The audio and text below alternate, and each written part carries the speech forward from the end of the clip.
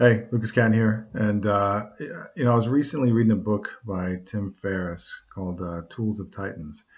And in it, he interviewed hundreds of people, successful people from really all over the world who were experts in their various fields or have achieved some major levels of success. And one of the questions that he asked was something along the lines of, what were some of your biggest failures?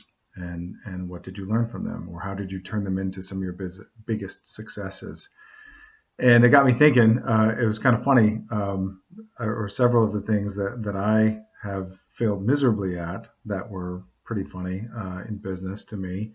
And anyway, so I thought I'd share a couple of them now because long afterwards, then I find them pretty humorous. It may not have been necessarily so funny at the time, but I can certainly appreciate it now and really be able to look back on it and see what I could learn from them. So a couple of things here then that I wanted to share. One of them was the first book that I ever wrote. It was horrible. I don't even. It was I think I was in my early 20s, and it was basically a collection of articles that I had written over time that I tried to piece together into some kind of book format. And I used some really terrible vanity publishing house. That was absolutely awful. Since then, I hopefully have learned to write a little bit better. Maybe not. I guess that depends on who you ask. But it was a good experience. I learned to get my hopes up and get them crashed that nobody wanted to buy my book. So I had stacks of books that I wound up throwing away afterwards, and it was pretty much garbage anyways. Another big thing was direct sales, or like cold calling, anything that having to do with cold calling, because I'm a terrible salesperson when it comes to approaching somebody who doesn't already want or isn't looking for what I have to sell them or to offer them or provide for them.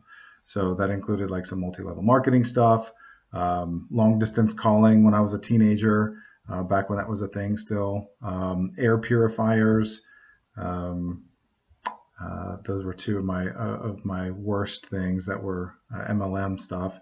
And then also more recently, as I was trying to kind of go through somewhat of a restart, and about 7 years ago, was some text message marketing. And I thought it was a pretty good idea, but the people that I did sign up for it didn't really use it much, and I didn't really believe in the product as much, and that kind of became a theme for a lot of what I had done previously, as I was looking for things that would be possibly somewhat easy and that I thought would be okay. And it turns out they were terrible ideas for me.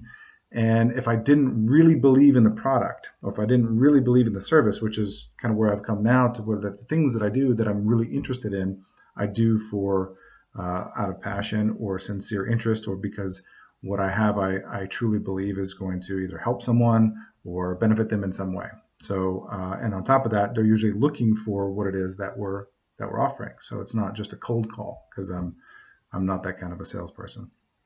Another one that that I really liked, but I didn't see through, was this sort of health/energy drink called Invigorous. And I was super excited about it for a while, and did packaging and barcode and labeling and all kind of stuff, and was still kind of mixing it in my own kitchen. And I thought it was a brilliant idea. I loved the product myself, but I wasn't determined enough. I didn't love it enough to really stick with it. And out of all of this, that was probably the biggest lesson so far. Out of all these failures, all the time, money, and attention that I wasted on these different things, was being persistent as well. And really not only believing in what I was doing, but continuing on and taking that next step and sticking to it. Because so often in my life prior to now, I bailed on things too easily. And it was really being willing to stand in there and to continue to show up and figure things out, and stick with it, that has brought along success in these latter years. And I think those are tools that I'll have going forward to have much greater success, and things that I can also wind up sharing with others. So anyways, those are my biggest failures in business. And I'd love to hear about some of yours, and hopefully share some more successes with you in the future. So thank you.